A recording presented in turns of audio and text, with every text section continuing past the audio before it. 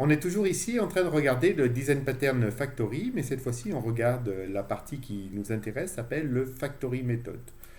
Le Factory Method, comme le Simple Factory qu'on a vu tout à l'heure, c'est une des variantes du Design Pattern Factory, et elle va également assurer que les objets de forte valeur métier ne dépendent pas des objets de faible valeur métier, et elle va également permettre de séparer la création d'objets qui dérivent d'une classe mère de leur utilisation.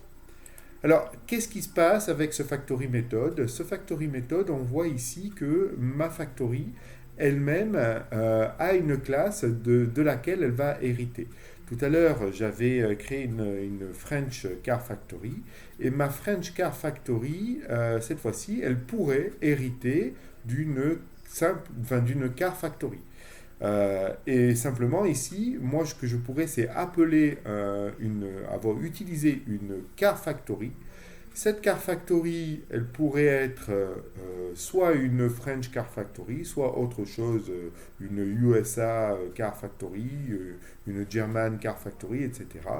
Et je veux pouvoir comme ça générer une voiture particulière, c'est-à-dire un concrete product, et pouvoir manipuler ce produit comme un abstract product ici.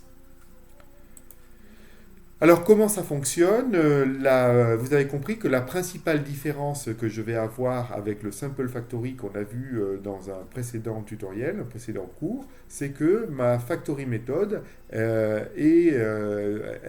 fait, elle fait référence à une classe dont elle va hériter. La factory method, elle va pouvoir être utilisée en utilisant, par exemple, factory method F1 égale new concrete factory.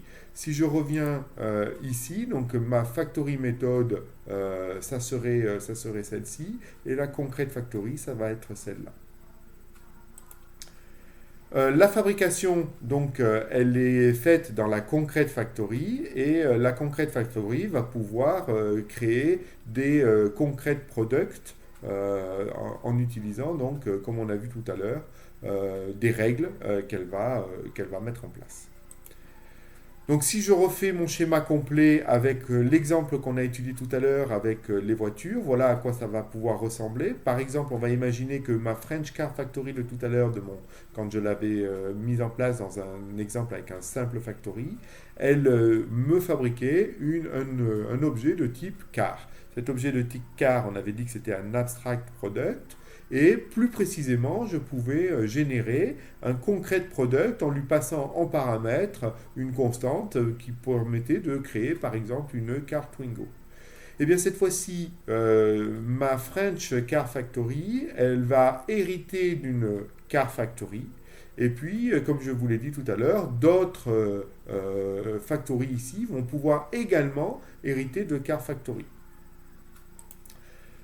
Comment est-ce que je vais pouvoir manipuler ça? Bien simplement comme on l'a fait tout à l'heure. Donc je vais avoir une classe qui sera une classe ici abstraite car factory. Cette classe abstraite car factory va pouvoir avoir toutes les constantes dont je vais avoir besoin, et je vais lui déléguer la responsabilité de pouvoir faire la méthode, de pouvoir appliquer la méthode build et retourner un objet générique, un objet ici abstrait de type car. Ma French Car Factory, elle va hériter de Car Factory. Elle va hériter de Car Factory, et donc elle va être obligée puisqu'elle n'est pas abstraite, elle va être obligée de regarder, de décrire exactement ce que fait le build. Donc le build pour la French Car Factory consiste à si j'ai donc la constante qui vaut Twingo, alors je retourne, ici je me suis trompé, ça doit être une Twingo. Si c'est une Golf, je retourne une Golf. Et puis de la même façon, je vais pouvoir imaginer de créer d'autres factories qui vont, elles, fabriquer d'autres concrete projects, ou les mêmes, pourquoi pas, concrete projects, peut-être avec d'autres règles également qui pourront être mises en place. Comment est-ce que je vais appeler ça? Eh bien voilà, simplement je vais fabriquer un objet de type car factory. Cet objet de type car factory, ici, je vais l'instancier en disant c'est une new French car factory. Et puis, je vais utiliser cette instance de French Car Factory en appelant la méthode build, cette fois-ci. Donc, tout à l'heure, hein, c'était dans le cadre d'une simple factory ici. J'appelais donc directement avec une classe abstraite. Là, ce n'est pas le cas. Là, ici, je vais appeler avec une instance, je vais appeler le build et je vais lui passer en paramètre ce qu'il faut pour obtenir le résultat attendu.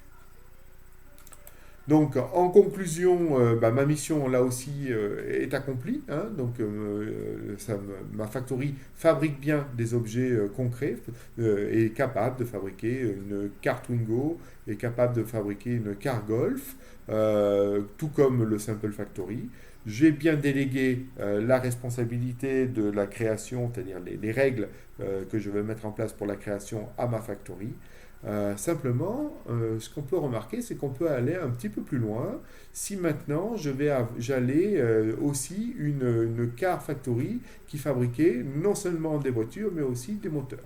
Et bien ça, c'est l'objet du prochain tutoriel, du prochain cours, donc je vous invite à regarder le prochain cours.